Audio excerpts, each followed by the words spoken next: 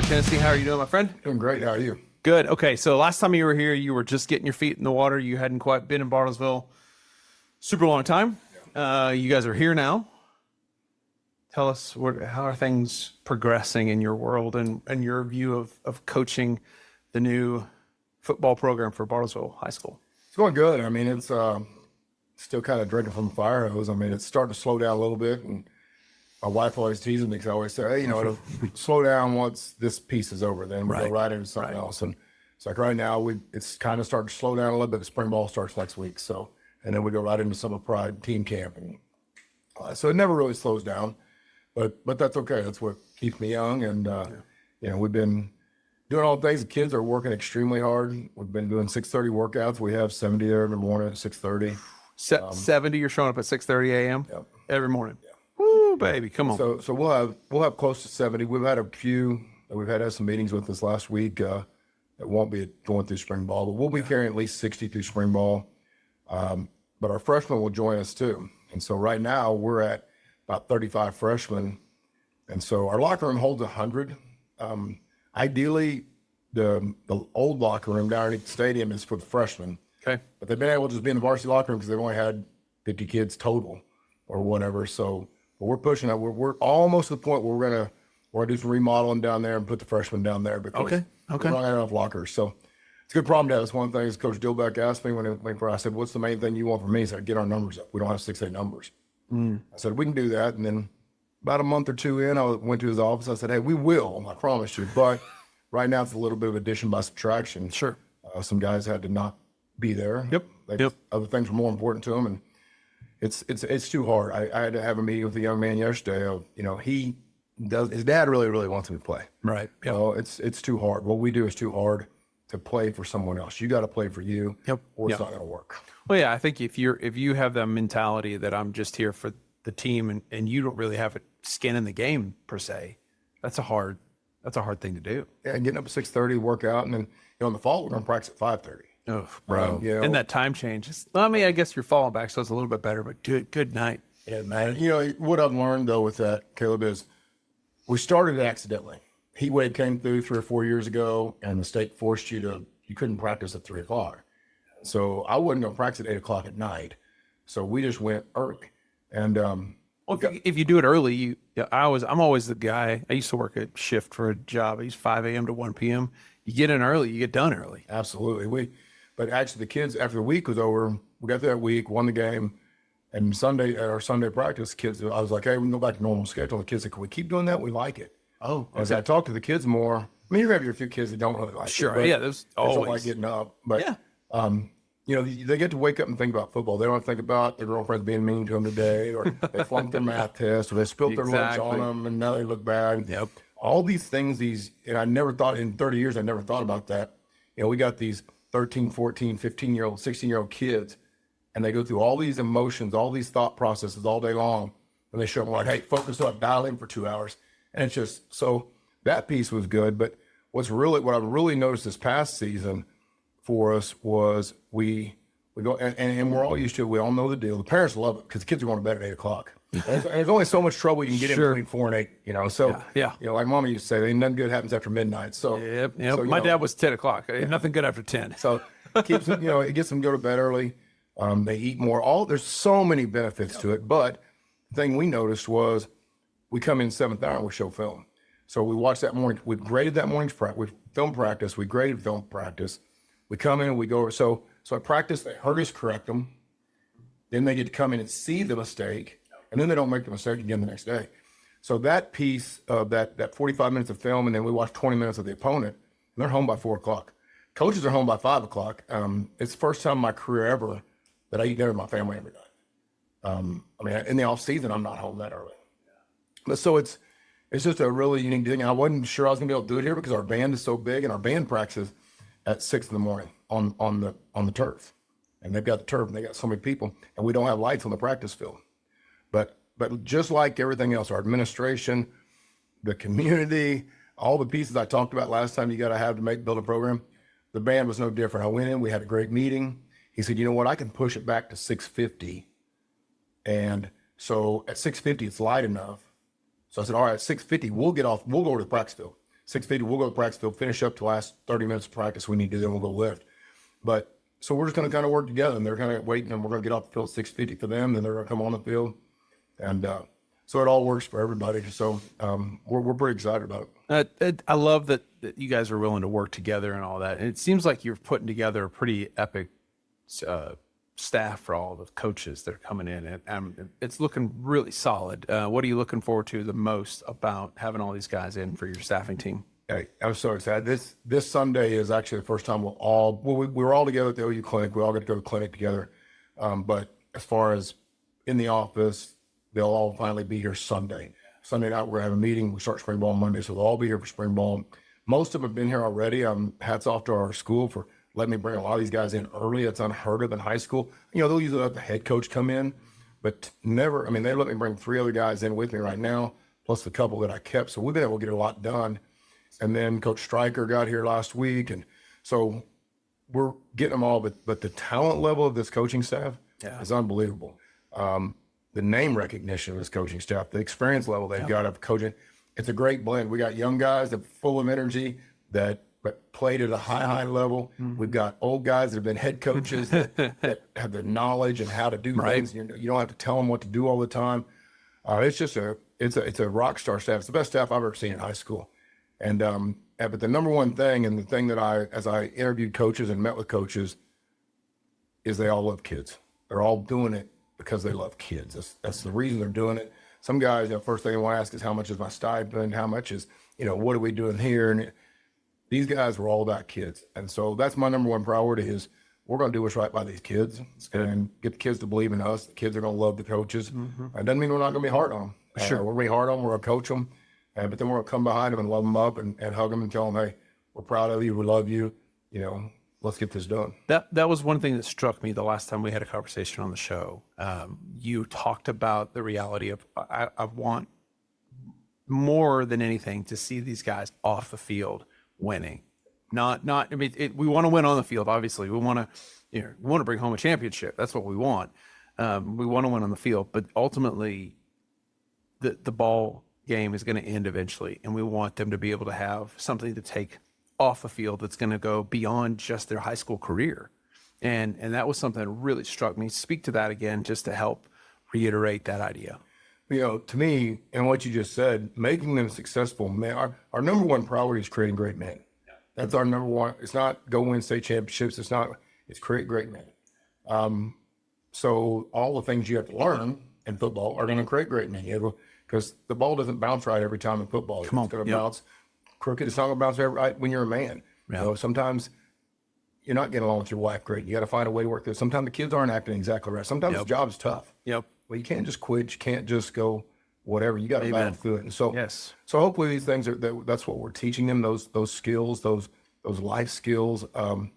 Because what I've learned in the 30 plus years is, if we can get them there on those skills, we're going to win on the football field. Come on. It'll end up taking care of itself. The X's and O's are easy. Teaching them how to tackle, that's not the hard part. It's teaching them how to bounce back after they screw up. Come on. It's teaching them how to battle through an injury. They're a little dinged up, and how do you fight through and be physically tough. The mental tough piece, our mantra's team, so tempo. We want to do everything with a sense of urgency. We want to go fast. We want to eat fast. We want to talk fast. We're going to play fast. Get lined up fast, but what I talked about, the sense of urgency, is don't put stuff off. Wake up. If you need to make your bed, go make your bed. If you got homework to do it. Don't wait. Don't push it off. Same thing the rest of their life. And then thereafter, there's no reason why they can't give the best effort on the field. So we're going to demand great effort from them. Attitude, the attitude of a positive attitude. We don't want to think negative. We want to think positive. Come on. Stay on the positive side all the time. And then the mental toughness piece is the going 1-0. We call it going 1-0. Forget about the last play. Let's win the next play. Hey, does financial planning have you feel as if you're in the weeds? Well, the good folks at Revo Financial can help you get out of the forest and onto a clear path that works best for your family. Get in touch with them at revofinancial.com. That's revofinancial.com.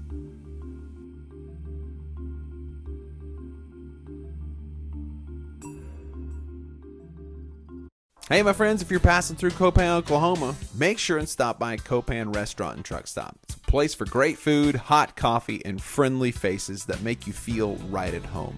Whether you're a local or a trucker on the road, it's a stop you can count on.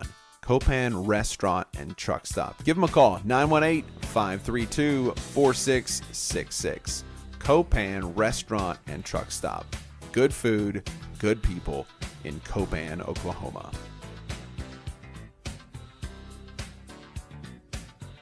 Every organization faces threats, digital, strategic, human, but your team doesn't have to face it alone. At the Nine Minds Group, we blend elite cybersecurity expertise with practical business strategy to protect what matters most: your data, your people, and your reputation. We partner with you to assess risk, strengthen defenses, and build a secure foundation for growth, because your smart security isn't just technology, it's peace of mind. Working with Nine Minds, they bring high quality technical resources to bear. We're the team that you want to bring in if your technology is holding your business back instead of accelerating the growth that you want to see from your business. You will get top-notch professional service from us. You will get personalized service from us. We're going to work to understand your business. Reach out and schedule your consultation, and let's get started.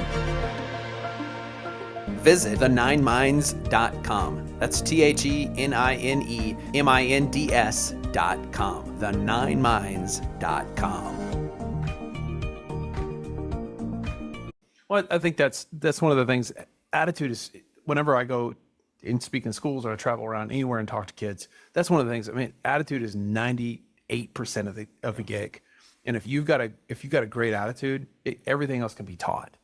It's hard to teach a good attitude. And if you've got a good attitude towards life, I mean, I just think about this. I mean, so many of these people that play this, I mean, they've won the genetic lottery. Like, they're playing. They've won the lottery in life. That, like, how many people in the world aren't even able to get up and go practice? Like, if you can change that mindset to where you're walking on the field saying, I get to be here rather than I have to be here, man, that absolutely can just triple the outcome of how things happen. Without a doubt. That's why, I make them work. We all work the Special Olympics. Come on. And you see a kid like that's out there just smiling and giving the best they can. You know what? That rolled ankle's not there as bad when I get it. That I got benched this week. That's okay. You can still win your spot back next week. There's a lot of things. And those kids that are in those Special Olympics, their attitude is, oh my gosh, amazing. They're so amazing to watch. They're so inspiring. It just makes my heart feel amazing. Yeah, I've been talking to the kids lately about. I saw a story somewhere said with the however many billion people are on the earth, if write down all your problems on a list, and if we all threw them in a basket, are you willing to throw yours in a basket and draw out whichever ones you get, and that's your problems? So really, how bad are your problems? Are my problems worse than yours or his? Or I don't know. Everybody's got problems. 100%. And this is one of the things that I tell kids and adults. We've got to stop looking at our problems as if they're a curse. The Bible is very clear that we're given trials. Everybody's going to have a trial. What if we start looking at our problems as if they're a gift that God's put into our life to mold us and shape us into his image and for our good ultimately, right? And that's exactly what it is. That's the whole idea, is stop looking at problems as if they're the problem, and maybe they're a blessing in disguise. Yep. And, because that's one of the biggest things I saw on film from last year. Now that we've been here a while, we've gone in, we broke down every game they played last year. We broke down every game they played the year before. We went and broke down the opponents that will repeat, down to what starters are back, all the things the guys were playing next year. But the biggest thing I saw is we were never just completely outmatched. We just mentally weren't tough enough. We would get in there and we'd be with them. It'd be an okay game. And the minute something went bad, and went straight downhill, and you can see it in their body. Yep. Like, our big deal right now is body language. Yes. And we are on them so hard about body language. I don't want to see it. Hey, I don't want to see it. Yeah, I know it went bad. Hey, fix it. Fix your body language. And because once you fix your body language back up, 100%. Now you got me thinking. Now you're, that problem kind of goes away. Yes. We call it the dirty diaper. We don't want Yes. any dirty diapers. You see a baby gets a dirty diaper, how they kind of slump down, Slump kind of down. walk around, Yep. get that look on their face, and say, hey, get rid of the dirty diaper. Let's go. And so we're really pushing body language really hard with them right now. And, I did a recruiting seminar for our kids, for all athletes the other day, and one of the things I really, really want our kids doing multiple sports. And I said, these coaches have a hard time coming and watching you during your season because they're in their season. They're busy. Right. But they can come watch you play basketball. They can come watch you play baseball. And they don't even care if you're good at that sport. They're not recruiting for that sport. Yeah. They're watching, how do you respond to your teammates? Yeah. How do you, you're on the bench, how do you handle that on the bench? Are you high-fiving your teammates when they come off off the court? Are you giving a hug when something goes wrong? Or what kind of teammate are you? Oh man. And that goes a big piece of the recruiting.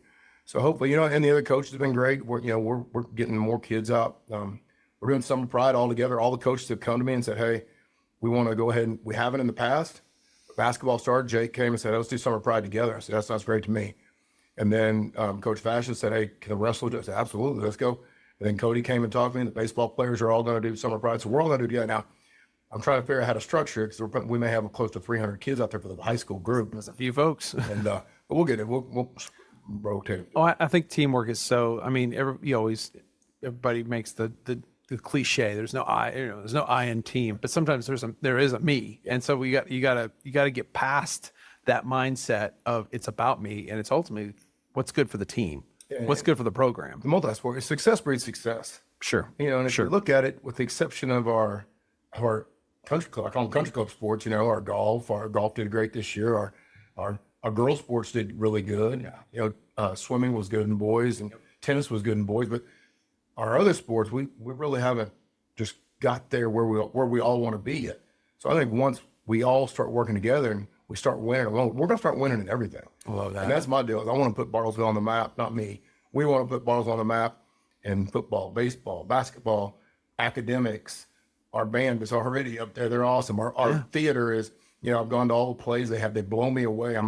My wife loves New York City. Mm-hmm. So my only requirement is when we go to New York City, I got to go to a play. Sure. I saw Aaron Rodgers talk about it one time, so I'm going to try it. And it just blew me away. Because their craft is absolutely something to watch, to say, man, look at how they're doing what they're doing and how they're excelling. That encourages you to step into your space, right? To encourage, to say, we're going to do the best. They did amazing in theater, man. We're going to kick tail on the field. And our theater here, if you haven't gone to any of the plays Some here, good stuff. Oh, I mean, the Broadway show they did, and I'd been to a few of those Broadway shows, so I was like, am I sitting in New York City?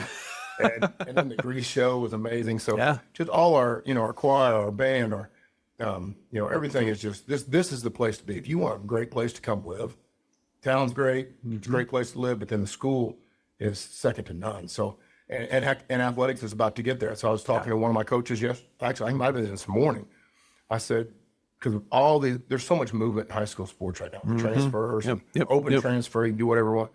I said, just give it a year or two. Once we start winning, we're not gonna be able to keep them out of here because we've got the great school, we've got the great academics, we got the great town, we've got all these pieces. We just haven't been good at football. So nobody wants to go play for a bad football team. No, yeah. So absolutely. we got to get it fixed. Well, that's one of the things that has been, I've been here since 1986. And so that was one of the things that I've seen a lot is the cliche thing is, the game, we're going to go watch Bartlesville lose again. And so that was just sort of kind of the mindset. And I said, I think we have to get past that mindset and we have to have an attitude of we're going to win. Because if you already have the mindset, we're going to go watch everybody lose, well, what's going to happen? Right. Of course they're going to lose. Yeah, and so you've got to have a mindset that says we're going to step into a space that we have an attitude of winning, and that will by default, like you said, if we can win off the court, off the field, then we'll win on the field too. And and that's all the work we're trying to do out in the community. We're trying to get out in the community as much as we can. I've not said no to it. I mean, I think I've spoken at every civic group there is. I've been to every fundraiser there is. My wife, I just keep, we got another one this week. Come on, let's go. Because right now we need to understand how much we appreciate Bartlesville and how much we're Bartlesville too. We're not just football coach. You don't care about football. I care about the whole city and it's going to pay. And I was speaking at one of the groups. I don't remember which group it was, but a guy came, he goes, just so you know, I haven't missed a game in 10 years. I said, yeah, that's impressive. He goes, I haven't stayed past halftime, but I haven't missed a game. I said, well, we'll see if we can change that this year. Come on. So get them, people where because they're coming anyway. Yeah. That's the crazy thing about Bartlesville. I'm looking in the film, I'm watching film, and we're over, and we're playing a team that we're probably not supposed to win. The crowd's still there, and then it dissipates pretty quick once the game's out of hand. But come on. But so it's our job to do that. And these kids don't realize how lucky they got it. We've been talking to them a lot about how lucky they are. Yes. That's why we're working hard to make them understand we got to get back to the community. It can't just be, hey, give. Yep. we gotta give it. Because if you're giving to the community wants to give back to you. They want to help. They want to jump in and this community is, Bro, there's come no on. community gives more than this community. Man, you're not wrong. Like the people in this town, they love each other well, and it's fantastic to see. One of the things I wanted to just, how important is it that, guys, I went to I spoke for the basketball thing a couple of months back, and when I was there, you were there just watching it off the side. I got to meet your wife for just a second. How important has your wife been in all this stuff? She's crucial. I don't know if I should say this on this podcast now, but I always joke, and I say it at every clinic I go to. There's two types of coaches' wives. There's the great ones and the ex ones. And the reason is it's just so dang hard. Yeah. I mean, they got to become mom to all these kids. They got to do all this other stuff. They're constantly. They got to learn how to quit. Her biggest problem first. Quit taking everything so personal on Facebook. Because everybody's gonna rag on me, and that's fine. I don't. That stuff doesn't bother me. I don't listen to it, but it bothers your wives. Sure. That's why at the games you'll see I have a coach's wife section. It'll be far right up top corner, because that way when people are calling us dummies and everything else, they're calling us. At least they're in front of us. Yeah, at least they're in front of the wives. They're not catching it from behind. Right. Yeah. But no, the wives are just a crucial piece. Terry and I started a program 3 years ago of a coaches at the wives clinic. Because what I realized was we all have coaches. We have tons of clinics we go to, and I've got a great network. You know, if I'm having problems with, when I have a problem running the counter right, I got buddies I can call. If I got problems with my strength program, I got buddies I can call. Whatever the situation is, I got such a network.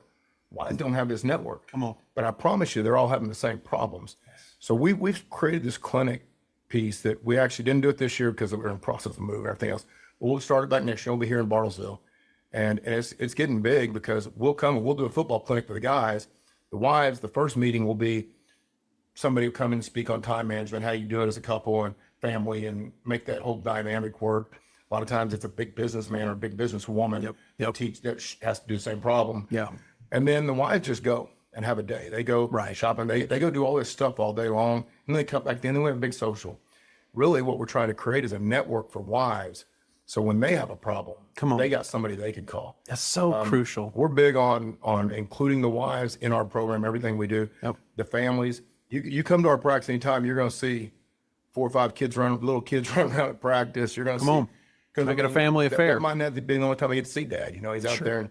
And, my little daughter thinks she's the coach. If you, the little girl on Remember the Titans, she's just like her. The other day she actually had a headset on, her whistle, blowing the whistle with the boys and trying to get them to.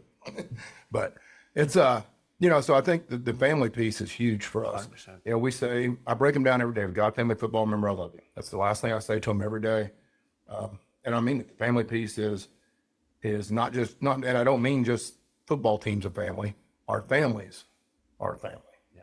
And so coaches, wives, and families, they'll figure out that I'm serious about it when we get in. They know they're seeing it now. They're enjoying that. Yep. The schedule got all mixed up this year. We get to start practice a week early, which everybody thinks that's great. I don't know if it's necessary, but it screwed everything up because it moved everything back a week. So we lose our coach's work week. So I was trying to go through my calendar and figure out, okay, where do I fit this in? Do I do it? I can do it. They have what we call coaches clinic, which I never require my coach to go to. It's a state clinic. Well, we can do it that week. I started talking about maybe just getting Airbnb for all of us, and we do part-time meetings, part-time clinic. And then the more I thought about it, I said, you know what? This was these guys' week off. This is the week they want to be. The reason I'm never required to go, because if they want to go on one last vacation with their family, or just go hang out, go do all the honeydews they haven't got to do, whatever. Yep. So I didn't do it. We're actually, I called the staff and we met, kind of took a vote on it. And we're just going to stay late the week before, and we're just going to get it all done. Knock it out. And then give them that week off. So, but I think it's important to still have family time. I love that. That's so crucial. I love to hear that you're saying that. Okay, when's the official first home game? I know now. I should have brought my count. August 28th, I think. Okay. Start spring ball next week. So that's right now the next thing on the calendar is spring ball. We've been able to go out 7th hour in helmets. Yep. So that's been going well. Yep. You can only see so much in helmets though, but we've been doing that 7th hour going out. And plus we didn't have our baseball kids. We have a lot of kids that are in 7th hour, don't have 7th hour athletics right now because they quit football or they didn't play this year, whatever, so they're still in class. They've been at 6:30 in the morning weights. It's one reason I did it early, because they don't have football class. So we'll get them starting next week. Our VOTEC kids have them as well. So we'll bump that up. So some kids that haven't been there, we'll get to put the pads on over 10 days. And then we're going to end it with a spring game. I should have wrote down these dates for you. Nah, it's all Spring right. game We'll get it. Spring game is a week from Saturday. 2 weeks from this Saturday. 2 weeks from tomorrow is a spring game. We're going to make it fun. We're going to go practice hard for 5 days. Get after it from 3:30 to 5:30. Then what's come out? I have open. I don't believe in closed practices. So anybody wants to come watch, come watch. Come on. But 3:30 to 5:30, we'll get after it the next week. Friday morning, we'll go early because graduation's that day. So I made a deal with the janitors that if we would set all the chairs up for them, which made their day, because I bet 2 janitors, it takes them like 4 hours. My football team can do it in 20 minutes. And if they would just put them off the side, that way we still get the full field. It was kind of an ulterior motive, but Sure. But we're going to go early on Friday, and then I'm going to give them Saturday, Sunday, Monday off. It's Memorial Day. Yep. Go let them go have some family time, and we'll come back and get after it in the mornings. Tuesday, Wednesday, Thursday, Friday, and the Saturday's going to be our spring game. I'm hoping we've got enough and equal enough. It's not so much having enough, we'll have enough numbers, but having enough ability to have 2 teams. Come on. And I'm going to let the coaches draft teams. I'm not going to coach. I'm just going to let them go against each other. And I'm going to walk around the stands and have a little list player. All right, Caleb, what do you think about calling all single? Call Mason. He's got to call play. Yeah. Let Grandma call plays. She'll probably score. Oh, how fun. I'll fire Mason and hire her. But we're going to do a big cookout before the game, make it a big deal. Just kind of have fun. That's so not worry about the outcome of that. Just have fun. Because then we go right into team camp the next week. We got 14. I think I talked about it when I was here before, but if not, it's important for me to bring football to Bartlesville. So we're going to host team camp. I got teams coming in here. We're going to host 7-on-7. We're going to host a 7-on-7 tournament. I talked with, Maria Gus is one of the best. I love Maria. She's one of the best tourist people I've ever been. Sweet lady. And so I said, hey, we need to bring football to Bartlesville. Now, yes, it's going to help town. They all got to stay somewhere. They all got to go eat. They all got to go. But we need to make it football important in Bartlesville. So we're bringing football to Bartlesville. We got 3 teams coming to team camp. So we'll hook up against them. We'll get after it. So we'll get a good gauge then on kind of where we're at. And we start summer bright. I mean, it goes all summer pretty much. Just getting after from 7 to 9 in the morning and having passing league at nights, 2 nights or 1 night a week. Then the season will hit. And another thing, bring football to Bartlesville.